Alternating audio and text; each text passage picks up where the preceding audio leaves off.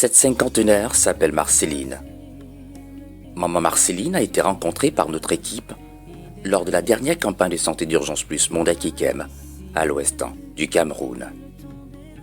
Venue à l'hôpital du district de Kekem pour se faire examiner par l'équipe médicale mise en place pour l'occasion par l'association Urgence Plus Monde, elle a eu la confirmation qu'elle souffre d'angoitra. Une maladie qu'elle traîne depuis 5 ans, faute de moyens financiers. En effet, maman Marceline avait besoin d'argent pour se faire opérer. Cultivatrice avec des enfants tous au chômage, elle avait arrêté d'espérer à une restauration. Mais dans sa mission de sauver des vies, l'association Urgence Plus Monde a décidé de l'arracher à la misère et à la maladie en faisant un reportage sur sa situation afin d'attirer l'attention des âmes sensibles au grand cœur.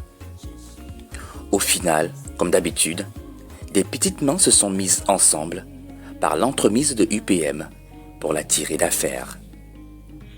Elle a donc été accueillie à la clinique des professionnels réunis pour être examinée et être aussitôt opérée. Maman Marceline est épuisée et stressée. Elle n'a pas le temps de penser à toute la mobilisation qui a été faite pour elle. Sa reconnaissance pour l'instant est étouffée par le stress. Puis elle a été transportée au bloc opératoire où le travail a rapidement commencé. Mesdames, Messieurs, salut et bienvenue à cet autre programme Secours Plus sur votre petit écran. Nous sommes à la clinique des professionnels réunis. Nous sommes venus naturellement pour assister, vous faire assister à l'intervention chirurgicale de maman Martine que nous avons eu à rencontrer lors de notre campagne de Kekem. Et nous avons trouvé important pour nous de pouvoir donner un coup de main à cette famille démunie qui n'arrivait pas à gérer la situation de leur maman. Elle a été victime de goitre, ça fait déjà environ 4 à 5 ans, elle souffre de cette maladie depuis de nombreuses années et nous avons pensé qu'un coup de main à maman Martine serait important pour la suite de sa santé puisqu'elle se sentait déjà de plus en plus mal. Nous avons donc présenté son cas, vous avez été nombreux à réagir. Aujourd'hui, l'association Urgence Plus Monde a décidé donc de la mener au bloc opératoire. Comme vous avez eu à constater, on a commencé avec l'anesthésiste naturellement. Le docteur Moses est déjà pensé sur le champ opératoire pour pouvoir véritablement remédier à cette situation qui dure depuis de nombreuses années. Nous allons donc avec vous assister à cette intervention chirurgicale. C'est maintenant. On va ensemble. À vous, pour tous ces dons pour nous. Je peux désormais chanter et danser, me réjouir après tout. Je suis heureux, en santé, je vous dis simplement.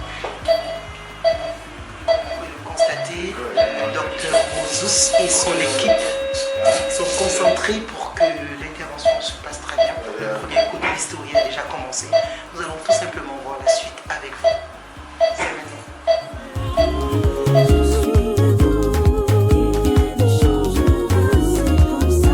Je suis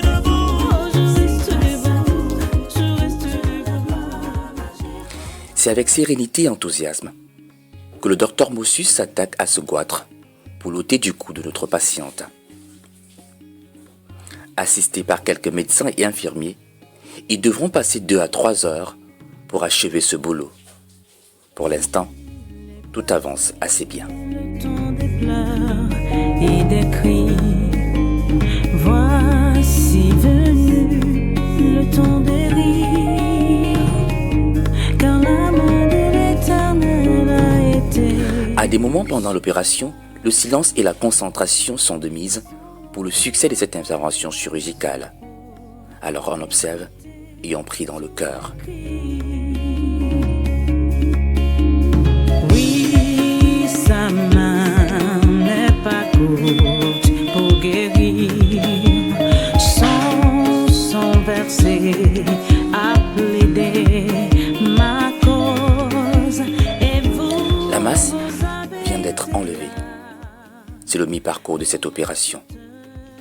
Après avoir enlevé la masse, le docteur Mossus va maintenant refermer la plaie Cette suture se fera avec une délicatesse pour que la cicatrice ne soit pas désagréable à voir. Entre-temps, l'anesthésiste se focalise sur son travail, se rassurant que les paramètres de notre patiente sont toujours stables. Je suis debout, et rien ne changera, c'est comme ça. Je suis debout, c'est grâce à vous, toute la gloire à Jéhovah.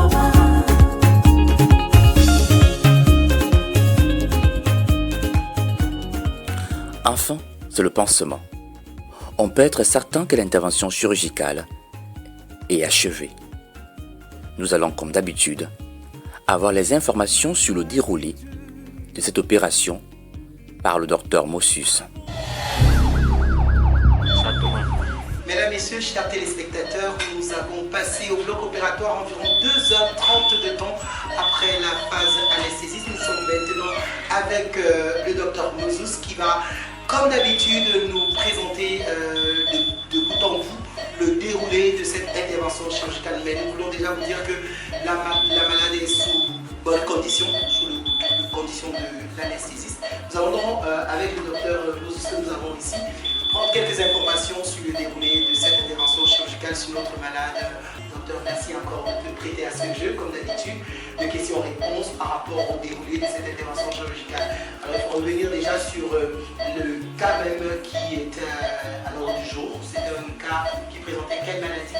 Alors, il s'agissait d'un boîte, effectivement, parce qu'avec les examens que la malade a fait, l'échographie et différents autres tests, on avait en fait un simple bras qui avait plusieurs nodules. Il faut dire que la partie droite était plus volumineuse que la partie gauche.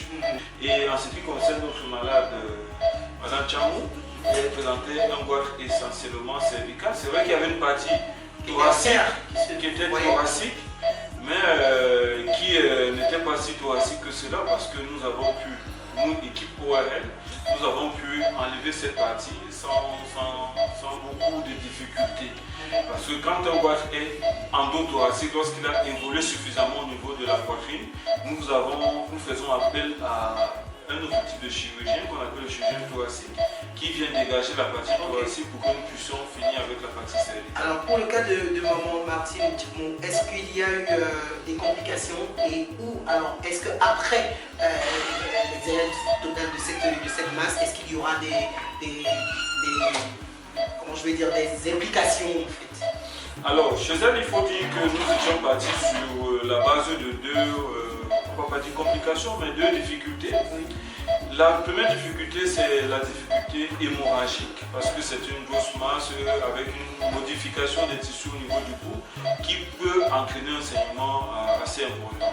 Ça n'a pas été le cas. Je pense qu'elle a saigné, on va dire, le volume attendu, espéré pour une chirurgie du cou. Surtout avec ce volume, c'était acceptable. Et nous sommes partis avec 9 grammes d'hémoglobine, nous avons prévu du sang à transfuser et nous pensons qu'elle n'aura pas besoin plus que d'une poche de sang après cette intervention. La deuxième difficulté, ça révèle des difficultés respiratoires. Il faut dire que son boîte était déjà compressif. La trachée était déviée vers la gauche et forcément l'anesthésiste devait faire particulièrement attention au moment d'introduire le tube pour l'oxygénation. Chez nous, ça n'a pas été le cas parce que certainement, nous voulons rester modestes, mais la chirurgie s'est faite dans les règles de l'art. Ok, donc elle a quelques journées, quelques jours d'hospice et puis elle sera libérée après combien de temps? 10 jours par exemple? 10 jours c'est beaucoup, c'est excessif, sauf s'il y a eu des complications. Généralement c'est des complications infectieuses qui peuvent survenir à ce niveau, vu que les deux premières complications, nous ne les avons pas eues. Son séjour ne sera pas long, j'ose espérer moins d'une semaine à l'hôpital. Et puis elle pourra retourner dans sa famille, je pense qu'elle sera satisfaite de notre travail. Ah ça c'est une bonne nouvelle, merci encore beaucoup monsieur docteur Mossus. Merci Alain. Merci pour votre partenariat avec Urgence Plus Monde. Nous vous remercions et félicitons-nous que les choses se passent toujours bien pour nos malades. Merci beaucoup. Alors, chers téléspectateurs, Madame Chamou est une femme indigente que vous venez de sauver. Si ce n'était pas vous, si ce n'était pas vos dons, si ce n'était pas vos contributions, nous ne serions pas ici au bloc opératoire. Nous voulons vraiment vous dire merci pour votre soutien indéfectible par rapport à tous les malades que nous présentons dans le cadre de ce programme. Merci encore. Nous allons observer la malade justement à la fin et certainement nous aurons également le mot d'un responsable ou d'un membre de sa famille pour vous remercier particulièrement. À tout à l'heure.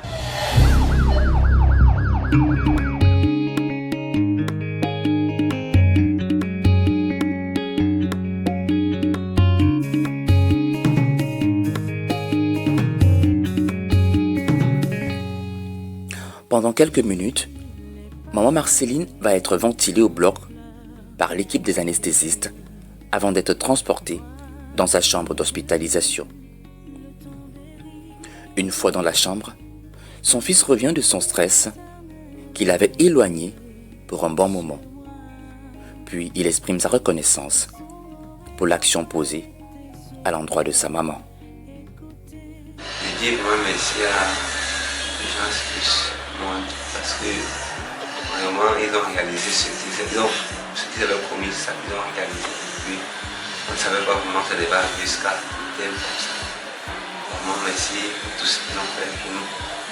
Vraiment merci parce que je ne sais quoi dire sur le passé. Merci. Maman Marceline est encore fatiguée, mais très vite, elle pourra, comme son fils, apprécier la solidarité des uns et des autres. Voilà, une action de plus, posée par Urgence Plus Monde au travers de ses infatigables donateurs. Chapeau bas à tous, et comme qui dirait, allons de l'avant. Merci. Je suis debout. Merci. Rien ne changera, c'est comme ça. Je reste debout.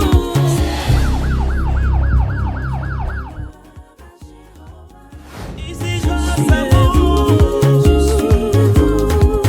Rien ne changera, c'est comme ça. Je suis debout. Je reste debout. Je reste debout. C'est grâce à vous. Soutenez les malades démunis. Envoyez vos dons. Veuillez nous contacter pour les modalités pratiques.